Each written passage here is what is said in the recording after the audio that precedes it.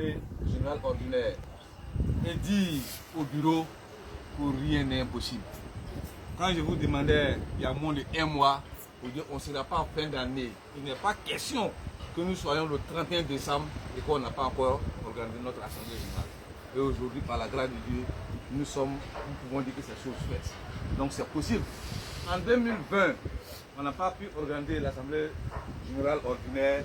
Tout le monde parle de pandémie. Cette année, par le motif, on n'a pas organisé l'Assemblée générale. Merci et infiniment merci. Mes remerciements vont à l'endroit de nos frères et sœurs qui nous ont fait l'amitié et l'amour d'être ici parmi nous. Je parlerai de mon ami Konaté Abou, qui est de Minignan, qui a fait l'effort d'être là avec nous. Merci cher frère, merci cher ami Konaté Aboubakar. Konaté Aboubakar. Ensuite, mes remerciements vont à l'endroit d'une personne spéciale pour moi, un ami, un frère, un aîné, un conseiller, du nom de M. Traoré Moussa, qui est du TFO. Il a bien voulu être. Merci pour vos conseils, merci pour votre soutien, merci pour vos prières. Et ensuite, je note plusieurs points de satisfaction. La participation massive. Lorsqu'on a émis, ou bien nous sommes donnés l'idée d'organiser l'AG jusqu'au 31 décembre, l'objectif à atteindre c'était 25 participants. Et aujourd'hui, on vient de nous signaler que nous sommes à 28.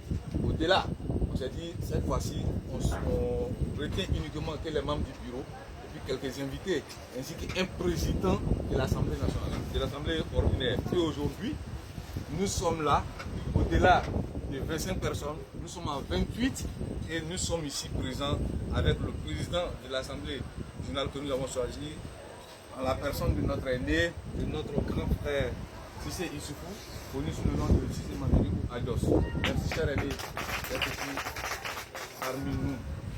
Ensuite, il est à noter quelque chose, c'est-à-dire la participation active.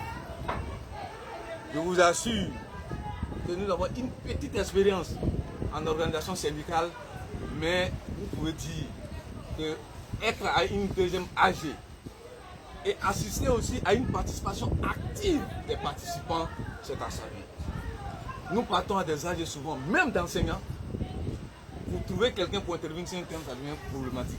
Et aujourd'hui, on a assisté à un débat, à un échange, à des discussions. C'est ce qui est le plus important. Il s'agissait pour nous de donner la parole à tout un chacun, de s'approprier notre programme, s'approprier notre programme de gouvernement, notre programme de management. C'est ce qui fait que chacun ira à la maison et chacun va se sentir responsable des activités ou bien des projets que nous avons à réaliser ou bien que nous avons déjà menés. Merci chers participants, merci chers membres de la mutuelle pour votre participation active à cette assemblée qui nous donne une note plus que supérieure à la moyenne. Ensuite, j'aimerais inviter chacun de nous à s'acquitter de ça totalement et entièrement de sa cotisation. Il n'y a pas de mutuelle, il n'y aura pas d'association qui puisse travailler sans ressources. Nous allons beau mettre en place les ressources humaines, nous allons beau faire des discours pour vous motiver. Si nous n'avons pas l'argent, si nous n'avons pas les moyens financiers, nous ne pouvons pas travailler.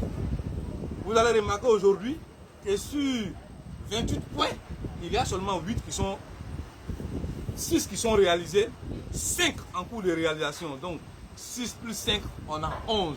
On est en dessous de la moyenne. Ce n'est pas parce qu'on n'avait pas la motivation, ce n'est pas parce qu'on n'avait pas l'envie, ce n'est pas parce qu'on n'a pas les ressources humaines, c'est parce que nous n'avons pas eu les moyens financiers.